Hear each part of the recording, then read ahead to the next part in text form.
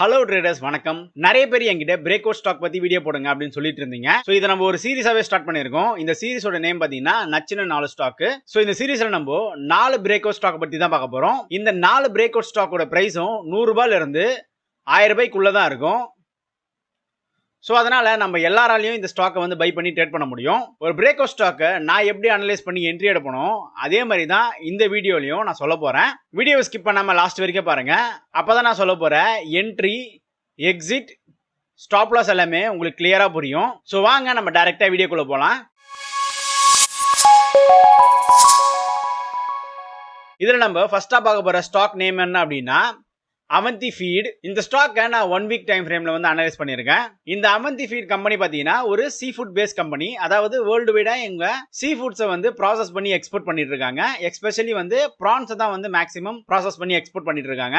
இந்த ஸ்டாக் பாத்தீங்கன்னா all time ஹையான 980 touch பண்ணிட்டு கீழே வந்துருச்சு. கீழே வந்துட்டு இப்போ ரீசன்ட் ஹை ஒன்று வந்து மேக் பண்ணிருக்கேன். அந்த ரீசன்ட் ஹை பாத்தீங்கன்னா 770.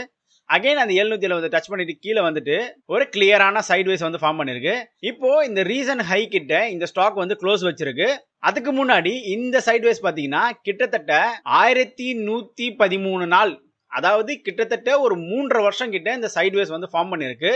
இந்த இடத்துல பாத்தீங்கன்னா ஃபர்ஸ்ட் ஒரு ரெசிஸ்டன்ட் ஆயிட்டு ஸ்டாக் கீழே வந்துருச்சு. அகைன் இந்த இடத்துல ரெசிஸ்டன்ட் கிட்ட போயிட்டு ஒரு பிரேக் அவுட் கொடுக்கறதுக்கு முன்னாடி ஒரு கன்சாலிடேட் கொடுத்துருக்கு. இன்னும் ஜூம் இன் பண்ணி பார்க்கலாம். சோ இந்த இடத்த பிரேக் அவுட் கொடுக்கறதுக்கு முன்னாடி ஒரு நல்ல கன்சாலிடேஷன் கொடுத்துருக்கு. கன்சாலிடேஷன் கொடுத்துட்டு அதுக்கப்புறம் தான் பிரேக் அவுட் வந்து கொடுத்துருக்கு. என்னதான் இந்த கிரீன் கலர் கேண்டில் வந்து ஒரு நல்ல பாடி இருக்கிற கிரீன் கலர் கேண்டிலா இருந்தாலும், பட் இந்த அப்பர் வீக் பாத்தீங்கன்னா கிளியரான செல்லிங் பிரஷர் வந்து நம்மளுக்கு இண்டிகேட் பண்ணிருக்கு. இந்த செல்லிங் பிரஷர் மேஜரா எதனால வந்திருக்கும் அப்படின்னா, இந்த ஸ்டாக் கிட்டத்தட்ட ஒரு 3.5 வருஷம் கழிச்சு பிரேக் அவுட் கொடுத்துருக்கு. ஸோ அதனால நிறைய பேர் ப்ராஃபிட் புக் பண்றதுக்கு செல் பண்ணிருப்பாங்க. பட் நெக்ஸ்ட் கேண்டில் பாத்தீங்கன்னா ஒரு இன்டிசிஷன்ல வந்து ஃபார்ம் பண்ணிருக்கு. பட் ரீசெண்டா ஃபார்ம் ஆன கேண்டில் வந்து பாத்தீங்கன்னா கேப் டவுன்ல ஓபன் ஆயிட்டு கிட்டத்தட்ட ரீசன் ஆல் டைம் ஹை, அதாவது 770 கிட்ட வந்துட்டு இப்போ ஒரு செல்லிங் பிரஷர்ல வந்து முடிஞ்சிருக்கு. இன்கேஸ் இதே மொமெண்டம் வந்து கண்டினியூ ஆச்சு அப்படின்னா இந்த ரீசன் ஹை வந்து இந்த ஸ்டாக் வந்து பிரேக் அவுட் கொடுக்கும்போது நம்ம ஒரு என்ட்ரி போகலாம். அப்படி என்ட்ரி போனோம் அப்படின்னா நம்மளோட டார்கெட் பார்த்தீங்கன்னா அப்சல்யூட்லி ஆல் டைம் ஹை தான், 980 தான் நம்மளோட டார்கெட்டா இருக்கணும். பட் அந்த டார்கெட் ரீச் பண்றதுக்கு முன்னாடி நம்மளோ ட்ரைலிங் ஸ்டாப் லாஸ் வச்சுட்டு நம்ம போனோம். எவ்ரி ஒரு 10% மூவ்க்கும் ஒரு ட்ரைலிங் ஸ்டாப் லாஸ் வச்சுட்டு போகும்போது நம்ம ப்ராஃபிட் நம்ம கையிலேயே இருக்கும். ஸோ அது ஒரு சேஃப்டி மெஷரா வந்து ஃபாலோ பண்ணுங்க. இந்த ஸ்டாக் ஒரு நல்ல பிரேக் அவுட் கொடுத்து ஒரு கிரீன் கலர் கேண்டில் வந்து ஃபார்ம் ஆச்சு அப்படின்னா என்னோட என்ட்ரி வந்து பாத்தீங்கன்னா 805, ஸ்டாப் லாஸ் வந்து பாத்தீங்கன்னா 740, டார்கெட் வந்து பாத்தீங்கன்னா அப்சல்யூட்லி நான் முன்னாடி சொன்ன மாதிரி தான் 980 தான் என்னோட டார்கெட்டா இருக்கும். ஏன்னா அதுதான் வந்து ஆல் டைம் ஹையா இருக்கு. பட் இந்த 980 ரீச் பண்றதுக்கு முன்னாடி நான் எவ்ரி 10% மூவ்க்கு ஒரு ட்ரைலிங் ஸ்டாப் லாஸ் வச்சுட்டு போயிட்டே இருப்பேன். என்னோட என்ட்ரிஸ் நான் எப்பவுமே சேஃப் கார்ட் பண்ணிக்கிட்டே இருப்பேன். இன்கேஸ் மார்க்கெட் ரிவர்ஸ் ஆகி என்னோட ட்ரைலிங் ஸ்டாப் லாஸ் ஹிட் ஆனா கூட நான் ப்ராஃபிட்ல தான் இருப்பேன். உங்களுக்கு ட்ரைலிங் ஸ்டாப் லாஸ் பத்தி ஒரு கிளியரான வீடியோ வேணும் அப்படின்னா கமெண்ட் பண்ணுங்க. கண்டிப்பா நான் அதை பத்தி கிளியரா எக்ஸ்பிளைன் பண்ணி ஒரு வீடியோ போடுறேன். இந்த சார்ட்ஸ் எல்லாம் உங்களுக்கு வேணும் அப்படின்னா நம்ம டெலிகிராம் குரூப்லயும் வாட்ஸ்அப் சேனல்லையும் ஜாயின் பண்ணிக்கோங்க. லிங்க் டிஸ்கிரிப்ஷன்ல இருக்கு. நான் அதில் அப்டேட் பண்றேன். இரண்டாவதா நம்ம பார்க்க போற பிரேக் அவுட் ஸ்டாக் வந்து பாத்தீங்கன்னா எவரிடி பத்தி நம்மளுக்கு நிறைய பேருக்கு தெரியும். இது ஒரு பேட்டரி கம்பெனி. நிறைய நம்ம ஆட்ஸ் வந்து பார்த்துருப்போம். இது ஒரு பேட்டரி கம்பெனி மட்டும் இல்லாம இவங்க லைட்ஸும் வந்து மேனுஃபேக்சர் பண்ணிட்டு இருக்காங்க. இந்த ஸ்டாக் வந்து பாத்தீங்கன்னா அதோட ஆல் டைம் ஹையான கிட்டத்தட்ட 462 டச் பண்ணிட்டு கீழே வந்துருச்சு. கீழே வந்துட்டு கிட்டத்தட்ட 80 ரூபாய் வரைக்கும் போயிடுச்சு. 80 ரூபாய் வரைக்கும் போயிட்டு அகைன் இந்த 462 டச் பண்ணிட்டு இப்போ ஒரு கன்சால்டேஷன் ஜோன்ல இருக்கு. என்னதான் இந்த ரேலி வந்து கண்டினியூ ஆயிருந்தாலும் இந்த இடத்துல பாத்தீங்கன்னா ஒரு கிளியரான ஒரு சைட்வேஸ் வந்து ஃபார்ம் பண்ணிருக்கு. ஒரு ஸ்டாக் ஒரு ஸ்ட்ராங்கான மொமெண்டம்க்கு அப்புறம் ஒரு சைட்வேஸ் ஃபார்ம் ஆயிட்டு கிட்டத்தட்ட ஆல் டைம் ஹை கிட்ட பிரேக் அவுட் கொடுக்குது அப்படின்னா கண்டிப்பா அந்த ஸ்டாக் வந்து நம்ம வாட்ச் பண்ணிக்கிட்டே இருக்கணும். ஏன்னா ஆல் டைம் ஹையும் பிரேக் அவுட் பண்ண போது ஒரு கன்சால்டேஷன் ஃப்ரேஸையும் வந்து பிரேக் அவுட் பண்ண போகுது அப்படின்னா அந்த இடத்துல மொமெண்டம் நல்லாவே இருக்கும். கிட்டத்தட்ட இந்த டவுன் ஏரியால இருந்து இந்த அப் ஏரியாக்கு எவ்வளவு மொமெண்டம், 692% மொமெண்டம். ஸோ அதே மொமெண்டம் அகைன் பிரேக் அவுட் கொடுக்கும்போது இருந்தது அப்படின்னா அந்த ரேலியை கேட்ச் பண்றதுக்கு நம்ம ரெடியா இருக்கணும். நான் ஒரு ஸ்டாக் எப்பவுமே அனலைஸ் பண்றேன் அப்படின்னா ரீசெண்டா எந்த ஹை வந்து ஃபார்ம் பண்ணிருக்கோ அதை தான் மெயினா வந்து எடுத்துப்பேன். பட் இந்த ஹை கிட்ட ஒரு ஆல் டைம் ஹை இருந்தது அப்படின்னா என்னோட முக்கியத்துவம் ஃபுல்லா அந்த ஆல் டைம் ஹைக்கு தான் போவோம். ஏன்னா எப்பவுமே ஆல் டைம் ஹை கிட்ட ஒரு ஸ்டாக் வந்து போகும்போது அந்த இடத்துல மக்களோட சைக்காலஜியும் இருக்கு. அதை ஃபர்ஸ்ட் நல்லா தெரிஞ்சுக்கோங்க. இந்த ரீசன் ஹை கூட வந்து பாத்தீங்கன்னா கிட்டத்தட்ட 1 இயர் ஹை, அதாவது நம்ம நிறைய ட்ரேடர் சொல்ற மாதிரி ஒரு 52 வீக் ஹையை வந்து இந்த ஸ்டாக் பிரேக் அவுட் கொடுத்துருக்கு. பட் 52 வீக் ஹையை வந்து பிரேக் அவுட் கொடுத்திருந்தாலும் அதுக்கு கிட்ட ஆல் டைம் ஹை இருக்கிறதுனால நம்ம ஆல் டைம் ஹைக்கு தான் வந்து முக்கியத்துவம் கொடுக்கணும். 52 வீக் ஹைக்கு வந்து முக்கியத்துவம் கொடுக்கக்கூடாது. நல்லா ஞாபகம் வச்சுக்கோங்க. இந்த ஸ்டாக்கை பிரேக் அவுட் கொடுத்த ஃபர்ஸ்ட் கேண்டில் வந்து பார்த்தீங்கன்னா ஒரு நல்ல ஒரு கிரீன் கலர் கேண்டிலாக இருந்தாலும் பட் அதோட செல்லிங் விக் பாருங்க கிட்டத்தட்ட அந்த கேண்டிலுக்கு ஈக்குவலான செல்லிங் விக் இருக்கு. ஸோ அதனால அந்த கேண்டில் வந்து அவ்வளோ செல்லர்ஸ் வந்து டாமினேட் பண்ணிட்டு இருக்காங்க. நீங்க நெக்ஸ்ட் கேண்டிலே வந்து பார்க்கலாம். நெக்ஸ்ட் கேண்டிலையும் கிட்டத்தட்ட ஒரு ரெட் கலர் கேண்டில் தான் வந்து ஃபார்ம் பண்ணிருக்கு. ஸோ இந்த இடத்துல இருந்து நம்மளுக்கு என்ன தெரியுது அப்படின்னா செல்லர்ஸ் இன்னமும் டாமினேட் பண்ணிட்டு இருக்காங்கன்னு தெரியுது. லாஸ்டா ஃபார்ம் ஆன கேண்டில் கூட பாத்தீங்கன்னா கேப் டவுன்ல ஓப்பன் ஆயிட்டு ஒரு நல்ல மொமெண்டம் போட்டு தான் க்ளோஸ் பண்ணிருக்கு. ஸோ என்ன பொறுத்த வரைக்கும் இந்த ஸ்டாக் வந்து பாத்தீங்கன்னா நான் ஆல் டைம் ஹையை பிரேக் அவுட் கொடுத்து ஒரு நல்ல க்ளோஸ் வச்சா மட்டும் தான் என்ட்ரி எடுப்பேன். அது வரைக்கும் நான் என்ட்ரி எடுக்க மாட்டேன். அது வரைக்கும் இந்த ஸ்டாக் வந்து என்னோட வாட்ச் லிஸ்ட்ல மட்டும் தான் இருக்கும். அந்த ஆல் டைம் ஹையை பிரேக் அவுட் கொடுக்குற கேண்டில் கூட ஒரு நல்ல கிரீன் கலர் கேண்டிலா இல்லைன்னா ஒரு நல்ல புல்லிஷ் மொமெண்டம் இருக்கிற கேண்டிலா இருந்தது அப்படின்னா ஃபார் பெட்டர். எவ்ரிடே ஸ்டாக்ல என்னோட என்ட்ரி வந்து பாத்தீங்கன்னா 473, ஸ்டாப் லாஸ் வந்து பாத்தீங்கன்னா 440, டார்கெட் வந்து பாத்தீங்கன்னா 572 தான் இருக்கும். மூணாவதா நம்ம பார்க்க போற ஸ்டாக் வந்து பாத்தீங்கன்னா நோசல் லிமிடெட். இந்த கம்பெனி ஒரு ரப்பர் மேனுஃபேக்சரிங் கம்பெனி.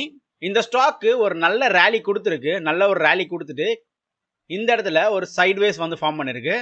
இந்த சைட்வேஸ் வந்து பாத்தீங்கன்னா கிட்டத்தட்ட 3 வருஷம் சைட்வேஸ். ஸோ இந்த சைட்வேஸை வந்து இப்போ பிரேக் பண்ணிருக்கு இந்த ஸ்டாக். இந்த ஸ்டாக்ல என்னோட அனலைசிஸ் பாத்தீங்கன்னா ஒரு நல்ல மொமெண்டமோட பிரேக் அவுட் கொடுத்தா மட்டும் தான் நான் என்ட்ரி எடுப்பேன். ஏன் அப்படின்னா இந்த பிரேக் அவுட் கொடுத்த கேண்டில் வந்து பாருங்க ஒரு கிளியரான செல்லர்ஸ் இருக்க கேண்டில்.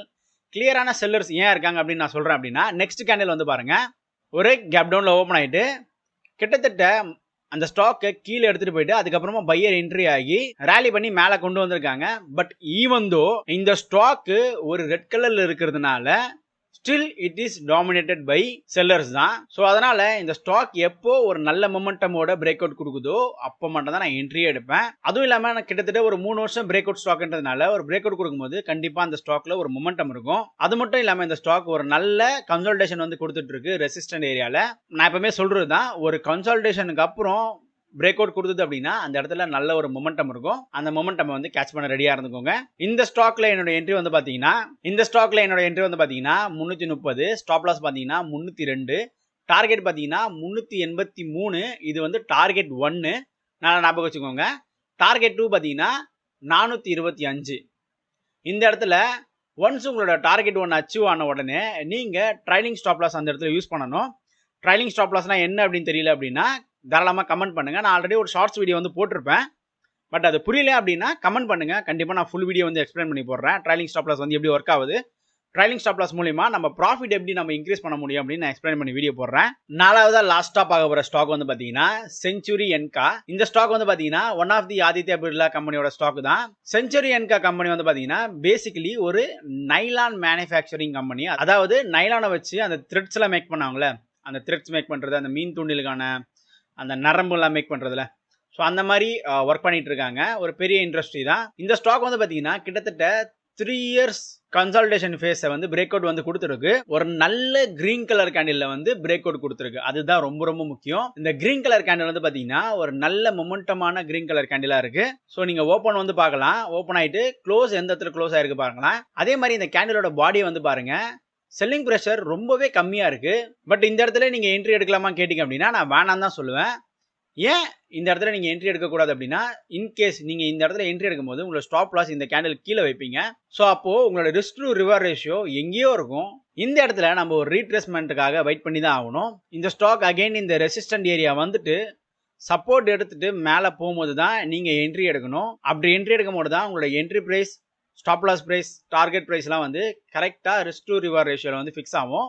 இந்த பர்டிகுலர் ஸ்டாக்கை பொறுத்த வரைக்கும் என்னோட initial risk to reward ratio வந்து பாத்தீங்கன்னா 1:2 தான். ஏன் 1:2 அப்படின்னா இந்த ஸ்டாக் இன்கேஸ் ரீட்ரேஸ்மெண்ட் கொடுத்துட்டு ரிவர்ஸ் ஆகி மேலே போச்சு அப்படின்னா என்னோட ஃபர்ஸ்ட் டார்கெட் இந்த கேண்டிலோட ஹையா தான் இருக்கும். ஒன்ஸ் இந்த கேண்டிலோட ஹையா இந்த ஸ்டாக் பிரேக் அவுட் கொடுத்து மூவ் ஆன அப்புறம் என்னோட ட்ரைலிங் ஸ்டாப் லாஸ் இந்த கேண்டிலுக்கு கீழேயா இருக்கும். இந்த ஸ்டாக்ல என்னோட என்ட்ரி வந்து பாத்தீங்கன்னா 683, ஸ்டாப் லாஸ் வந்து பாத்தீங்கன்னா 616, ஃபர்ஸ்ட் டார்கெட் வந்து பாத்தீங்கன்னா 776, அதாவது இந்த கேண்டிலோட ஹை.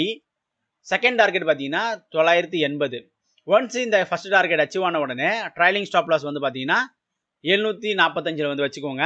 அப்பதான் உங்களோட ப்ராஃபிட்ஸை வந்து நீங்க இன்க்ரீஸ் பண்ண முடியும். இப்போ நம்ம பார்த்த இந்த 4 ஸ்டாக்கோட சார்ட்ஸ் எல்லாமே நம்மளோட டெலிகிராம் சேனல்லையோ வாட்ஸ்அப் கம்யூனிட்டிலையோ வந்து அப்டேட் பண்றேன். ஸோ மறக்காம ஜாயின் பண்ணிக்கோங்க. ஃபார் ரெஃபரன்ஸ் டவுன்லோட் பண்ணி வச்சுக்கோங்க. ஸோ இந்த ஸ்டாக் அனாலிசிஸ் எல்லாமே நான் எப்படி ஒரு ஸ்டாக்ல என்ட்ரி எடுப்பணும், அந்த மாதிரி அனலைஸ் பண்ணியிருக்கேன். இது எல்லாமே என்னோட பாயிண்ட் ஆஃப் வியூ தான். நீங்க என்ட்ரி எடுக்கிறதுக்கு முன்னாடி உங்க பாயிண்ட் ஆஃப் வியூல வந்து அனலைஸ் பண்ணி வச்சுக்கோங்க. இது வந்து ஒரு ஸ்டாக் ரெக்கமெண்டேஷன் கிடையாது. நான் ஒரு செபி ரிஜிஸ்டர் இன்வெஸ்ட்மெண்ட் அட்வைசரும் கிடையாது. ஒரு ஸ்டாக்கை நீங்க பை பண்றீங்க அப்படின்னா அது எதனால பை பண்றீங்க, ஏன் பை பண்றீங்க தெரிஞ்சு பை பண்ணுங்க. இந்த வீடியோ யூஸ்ஃபுல்லா இருந்தது அப்படின்னா இந்த வீடியோக்கு ஒரு லைக் பண்ணிட்டு உங்களோட ட்ரேடிங் ஃப்ரெண்ட்ஸ்க்கு வந்து ஷேர் பண்ணுங்க. இந்த வீடியோல நான் ஏதாச்சும் இம்ப்ரூவ் பண்ணணும்னு நினைக்கிறீங்க அப்படின்னா தாராளமா கமெண்ட் பண்ணுங்க. கண்டிப்பா அதை வந்து நான் இம்ப்ரூவ் பண்ணிக்கிறேன். இதே மாதிரி மோர் இன்ட்ரெஸ்டிங்கான டாபிக்கோட நெக்ஸ்ட் வீடியோல பார்ப்போம். Until then, bye.